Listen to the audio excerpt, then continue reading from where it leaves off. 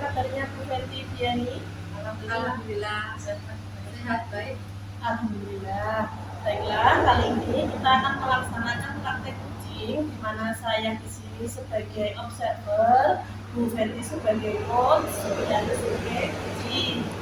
Di sini nantinya saya akan mengamati jalannya praktek kucing pada hari ini sesuai dengan alur kita. Sebelum dimulai, saya akan mengajukan pertanyaan Bu Fenty sebagai coach. Pertanyaan yang utama yaitu kompetensi kucing apa yang akan Ibu laksanakan pada kali ini? Ya. Kompetensi bagaimana saya dapat menghadirkan diri atau esensi secara penuh dalam coaching ini. Pertanyaan yang kedua yaitu kompetensi yang mana yang secara aktif yang akan Ibu lakukan nantinya? Iya, itu kompetensi kali ini adalah rencana aksi di coaching, membuat rencana aksi dari pengalaman-pengalaman yang sudah ada. Pertanyaan yang ketiga yaitu indikator apa ketercapaian dalam coaching kali ini? Ya, indikator ketercapaian dalam coaching ini adalah bagaimana bisa menemukan solusi ini dari permasalahan. Baiklah, itu adalah pertanyaan dari saya sebagai observer. Selanjutnya, mari kita mulai kegiatan coaching kali ini. Selamat siang Bu Sri, apa kabar? Selamat siang Bu Fenty. Alhamdulillah baik Bu Fenty.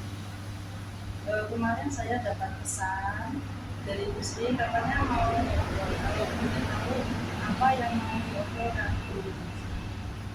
Iya Bu Sri, saya ini agak galau Bu. Ya agak galau karena kemarin saya dipanggil Bapak Kepala Sekolah.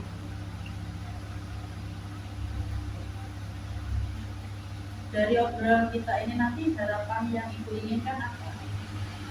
Ini saya bisa mendapatkan solusi dari permasalahan yang saya hadapi Bu Fenty. Kalau boleh tahu masalah apa yang dialami Bu Sri sekarang? Ini loh Bu, kepala sekolah kemarin itu memanggil saya gara-gara kelas pada jam saya itu rame gitu. Ketika dipanggil itu apa kata beliau, Pak Kepala Sekolah? Ya, Pak Kepala Sekolah terpaksa menegur saya karena kebetulan pada saat itu Bapak Kepala Sekolah melewati kelas yang saya ajar tadi. Gara-gara itu akhirnya saya dipanggil pengertian kelas saya itu rame. Karena kemarin itu saya kan ada workshop, kemudian saya sudah memberikan tugas kepada anak saya itu tadi, kelas yang saya ampuh, saya serahkan ke guru piket. Itu saja sudah saya tulis, tugasnya sudah jelas. Kemudian saya minta tolong guru piket untuk menyampaikan ke kelas saya tadi. Memang selama ini ketika memberikan tugas kepada siswa itu menggunakan cara apa? Iya Bu, memang tugasnya itu masih monoton seperti zaman dulu. Jadi anak disuruh menjawab pertanyaan yang sudah saya berikan dan mengerjakan di lembar kerja siswa. Jadi mungkin dari itu ada rasa bosan mungkin ya, karena tidak ada sesuatu yang sesuai dengan keinginan anak-anak itu mungkin. Lalu Bu Yani, mengenai tugas yang diberikan kepada murid-murid Ibu, kira-kira apa yang menyebabkan Ibu di sana? Ya mungkin tidak sesuai dengan kebutuhan yang mereka butuhkan, jadi kebutuhannya tidak terpenuhi dari tugas tersebut. Ya seharusnya saya harus mengetahui dulu Bu, ya dari tes diagnostik mungkin di awal dulu saya sudah punya catatan, tetapi saya menghindarkan hal itu karena cepat-cepat workshopnya mendadak, akhirnya saya hanya memberikan tugas itu aja.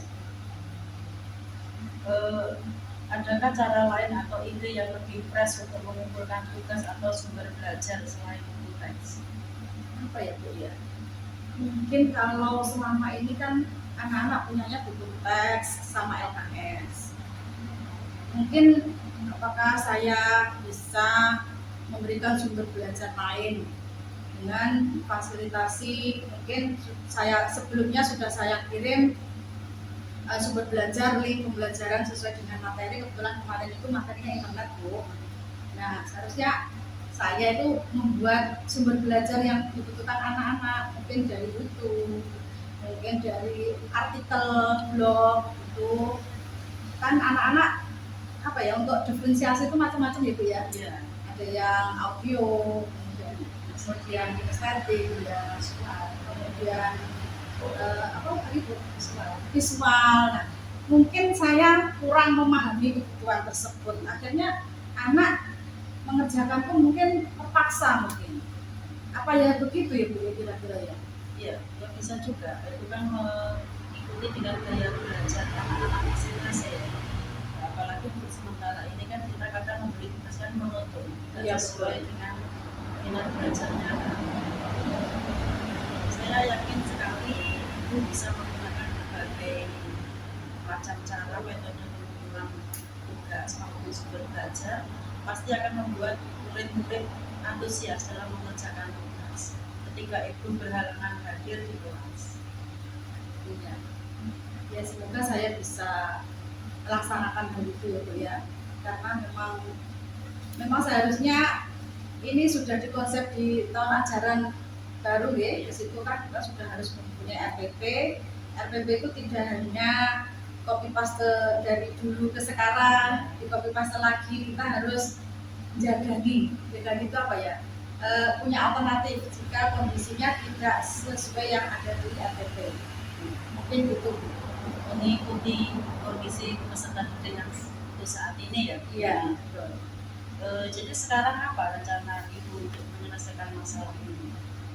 Rencananya dengan tadi konsultasi pada kepala sekolah untuk meminta arahan lagi, mungkin ada solusi yang terbaik dari tambahan dari kepala sekolah, dan juga nanti mungkin itu, Bu, dari sumber belajar itu nanti kan anak-anak menghasilkan produk. Nah, mungkin produknya itu juga saya bebaskan sesuai dengan keinginan anak. Jadi anaknya itu suka yang mana sesuai dengan diagnostik di awal tadi. Gitu. Jadi mungkin karena tidak terpaksa, anak-anak mungkin dengan sendirinya mungkin tidak ramai, Bu. Ya. Bagus sekali rencana ya. Mungkin ada ide atau strategi yang lain, Bu? Strateginya saya harus planning dengan tadi yang sudah saya sampaikan. Di awal-awal tahun pelajaran harus sudah ready, sudah siap dengan apapun kondisinya membuat program pembelajaran tersebut. Kemudian meminta apa ya, bantuan ke teman-teman mungkin ada solusi yang lain untuk bisa memperbaiki saya. Yang pasti ini yang tinggal kita nanti kan sudah masih kelas 7 ya. Iya. Untuk kelas 7 itu kan menggunakan kurikulum merdeka. Pembelajaran diferensiasi contoh sekali di kurikulum merdeka saat ini ya. Untuk tugasnya seperti apa ya? Tugasnya nanti sesuai dengan gaya belajar tadi, boleh berupa video, boleh berupa catatan, boleh berupa keterangan dengan merekam, kemudian nanti anak bisa mengirim lewat link, mungkin sekarang anak kan sudah punya HP semua ya, Bu ya. Mungkin itu cara yang terupdate saat ini, Ya. cocok untuk anak-anak saat ini. Apa komitmen ibu terhadap rencana ibu ini? Komitmennya saya harus segera memperbaiki diri saya, memperbaiki RPP saya, juga lebih siap lagi dalam proses pembelajaran di kelas. Bagus ya Bu Yani, dengan peristiwa yang kemarin itu Bu Yani langsung bisa mengevaluasi ya, saya sangat mendukung. Mudah-mudahan semua ajaran-ajaran yang sesuai harapan kapan pasti akan melaksanakan. Apa pelajaran baru lagi aja ya, Bu ya? Siap sih, mudah-mudahan semua berjalan lancar dan sesuai harapan. Iya, Bu.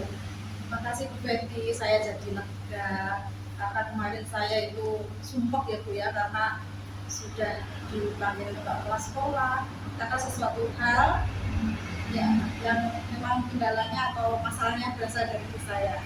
Dengan adanya coaching dengan Bu Fenty, saya ada gambaran solusi untuk mengatasi masalah saya. Terima kasih banyak ke Bu Fenty. Sama-sama ya Bu Yani, kita saling sharing, kita saling evaluasi, saling merefleksi demi kepentingan belajar murid kita. Ya.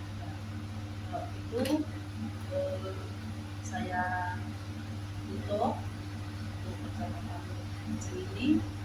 Katanya Bu Yani setelah ini masih ada kegiatan lagi. Iya, masyarakat workshop lagi Bu. Semoga sukses ya dalam mengikuti workshop atau tingkatnya, dan meskipun ikut workshop tetapi tetap peserta didik yang Bu Yani tinggal tetap bisa belajar sendiri dan hasilnya maksimal. Terima kasih. Assalamualaikum warahmatullahi wabarakatuh. Waalaikumsalam. Mari kita closing untuk Bu Fenty dan Bu Yani. Alhamdulillah sekali Bu Fenty sebagai coach, Bu Yani sebagai coachee sudah melaksanakan praktek coaching pada kesempatan ini, dan menurut saya sudah sangat baik sekali. Dimana tadi memang sudah nampak jelas yaitu alur ceritanya. Semoga nanti kedepannya dengan bisa menerapkan. Semoga kedepannya nanti sebagai kunci juga bisa menjalankan solusi dari permasalahan tadi. Nah, kemudian saya sebagai observer ingin bertanya lagi kepada Bu Fenty sebagai coach, yaitu yang pertama, apa indikator keberhasilan dari praktek coaching pada kali ini, Bu Fenty? Indikator keberhasilan dari praktek coaching kali ini adalah bagaimana si coach akan melaksanakan rencana aksi yang sudah dibuatnya tadi. Solusi yang ada tadi akan dilakukan. Bagus sekali. Untuk pertanyaan kedua, yaitu kompetensi apa yang ingin Ibu capai pada kegiatan coaching kali ini? Oh iya, saya ingin menghadirkan diri secara penuh dengan tujuan supaya saya bisa menjadi pendengar yang aktif. Alhamdulillah, terima kasih untuk praktek coaching kali ini. Semoga kita bisa menerapkan kepada anak didik kita yang memiliki masalah. Saya rasa untuk kegiatan coaching kali ini kita akhiri untuk sampai di sini. Akhir kata, wassalamualaikum warahmatullahi wabarakatuh. Waalaikumsalam warahmatullahi wabarakatuh.